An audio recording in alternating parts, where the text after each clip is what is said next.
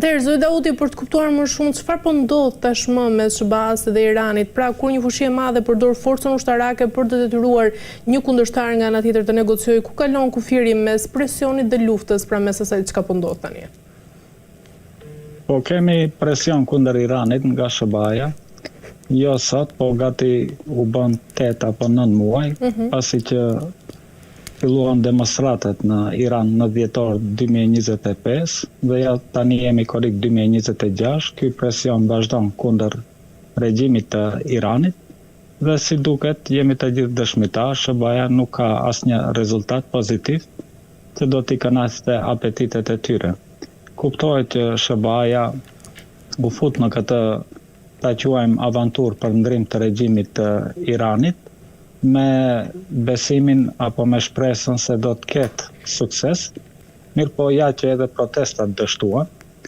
dhe ne jemi dëshmitar që e sulmoi së bashku me Izraelin SBA-ja Irani, po edhe gjatë asaj lufte ata dështuan që t'i arrin rezultatet dhe tani kanë filluar edhe kërkesat e SBA-s të zbuten, pra tani nuk kërkojnë okupimin e Iranit dhe vjedhjen e naftës dhe mineraleve të Iranit. Ata nuk kërkojnë më ndrimin e regjimit të Iranit dhe vendosin e një kukulle të perëndimit, siç ata planifikojshin ish djalin e shahut të Iranit. Dhe tani janë përqendruar te ngushtica e Hormuzit. Tani kjo luftë bëhet edhe quhet kriza e Hormuzit, për shkak se ende nuk mund të themi që është luftë e vërtetë, për shkak se SBA-ja sulmon dhe thot japin deklarat shtabi i përgjithshëm i ushtrisë së SBA-s dhe thuajnë që i përfunduan për sot sulmet. Mandej fillon të sulmoj Irani po ashtu dhe ata thuajnë që për sot përfunduan. Pra mund ta shiqojmë që është një eskalim i kontrolluar, se ku është qëllimi ne sakt nuk mund ta di. Mirë po nuk ka dyshim që nuk është intensitetit të lartë, sikur filloi lufta në fund të shkurtit, kur SBA-ja dhe Izraeli së bashku e sulmuan. Tani ne po ashtu jemi dëshmitar që ishte varrimi i Ayatullahut të Iranit, i cili u vra apo ra shehit nga sulmet e Amerikanëve dhe Izraelit, dhe e shfrytzuan konservatorët e Iranit që të tregojnë forcë. Pra ata arritën që të mbledhin miliona Iranas, po jo vetëm Iranas, edhe në Irak, ku ka mbështetje të madhe Irani, dhe dëshmuan se ky regjim nuk mund të ndrohet, dhe ky ishte edhe qëllimi, besoj une. Mirë po, ne po ashtu duhet ta kemi parasysh që kur u arrit kjo marrëveshja në mes SBA-s dhe Iranit, Ayatullahu Khamenei nuk e pranoi këtë marrëveshje. Mirë po ai dha një deklarat dhe tha që une e pranoj këtë marrëveshje për arsye se Këshilli i Sigurimit e pranon atë, jo se ai vet e pëlqente atë marrëveshje, dhe ju dha një shans, sidomos presidentit të Iranit, i cili e nënshkruajti atë marrëveshje së bashku me Trumpin, që nëse gjërat shkojnë negativisht, apo nëse sulmet vazhdojnë, apo pikat nuk përmbushen, atëherë përgjegjësinë do ta mbajë presidenti i Iranit. Dhe si duket tani, qeveria e Iranit është një pozitë shumë të vështirë, për shkak se ishte insistimi i tyre që të arrihet një marrëveshje, një armpushim. Mirë po ja që shiqojmë që asnjë nga pikat që u morën vesh nuk realizohet, duke filluar edhe te lufta në Liban, pra Izraeli nuk u tërhoq nga Libani dhe vazhdon që të sulmoj Hezbollahun, po jo vetëm Hezbollahun, dhe të gjithë civilet që jetojnë në Libanin jugor, i detyron që të shpërngulen dhe shtëpitë e tyre i shkatrojnë, fjala që të bëjnë një buffer zone që do t'i mbrojë interesat e Izraelit. Pra këtu kemi shkeljen e marrëveshjes dhe ne po ashtu na kujtohet që në fillim të marrëveshjes Irani e sulmoi Izraelin pikërisht për këtë pikë, për shkak se nuk e respektonin marrëveshjen, dhe Izraeli me SBA-n vendosën që mos e sulmojnë Beirutin, kryeqytetin e Libanit, mirë po ata ende janë në Liban, dhe në ndërkohë bën një marrëveshje SBA-ja me qeverinë e Libanit, me presidentin e Libanit, që trupat izraelite indirekt të mbeten në Liban,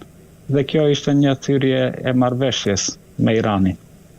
Tani jo vetëm atë, po nuk I ka respektuar edhe pikat tjera që duhet t'i lëshonin disa pare që ja kanë marrur penk Iranit, që t'ja lëshonin Iranit, apo t'i bëjnë transfer në Iran, dhe pikat tjera ishte që të dëmshpërblehet Irani. Pra dikun $300 miliard duhet të bëhen investime nga SBA-ja dhe shtetet e gjirit, që të dëmshpërblehet për gjitha ata dëme që janë bërë gjatë luftës. Mirë po, pika kyçe ishte Hormuzi, pra Irani filloi që të lejoj që të kalojnë tankerat me naftë, po edhe me produkte tjera. Mirë po kuptohet që për shërbimin që e krynte, mirte edhe para, dhe kjo ndihmonte ekonomisë së Iranit, sidomos pas luftës, që të rindërtohet dhe të mund po ashtu Irani që të shes naftën lishëm pas sanksione në për tregjet e botës.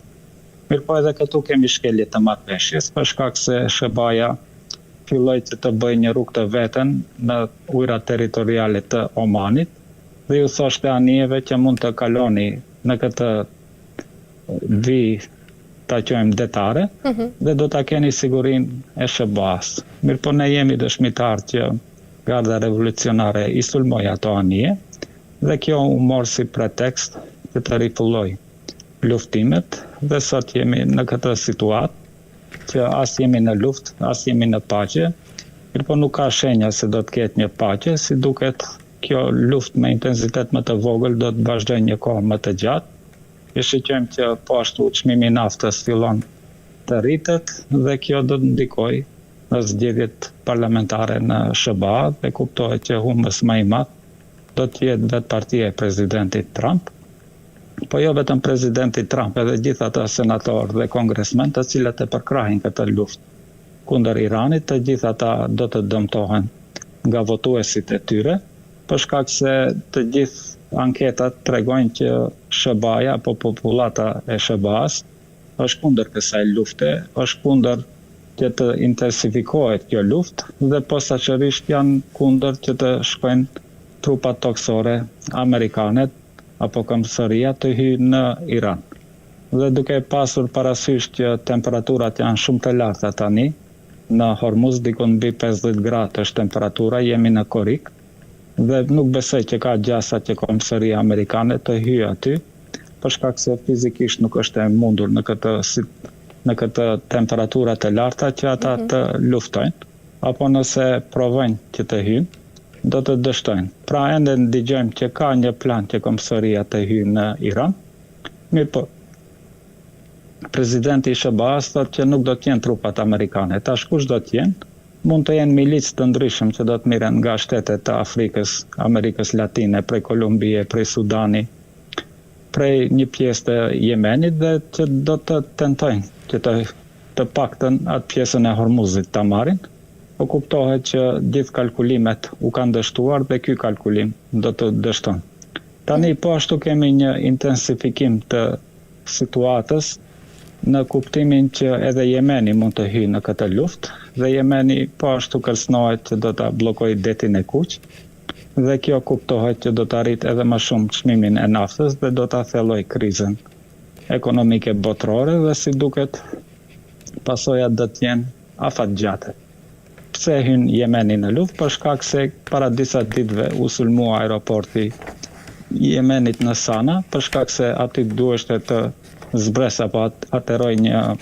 aeroplan nga Irani, dhe ata e bombarduan aeroportin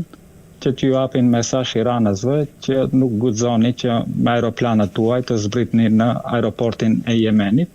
dhe kuptohet që Jemeni tha që prej sot e tutje nuk vlen më marrëveshje me Arabinë Saudite dhe ata e sulmuan Arabinë Saudite dhe ka mundësi që të përshkallëzohet edhe lufta Jemeni dhe Arabia Saudite, të përkundtojmë ndjekësi që ajo luftë zgjati dikun 10 vite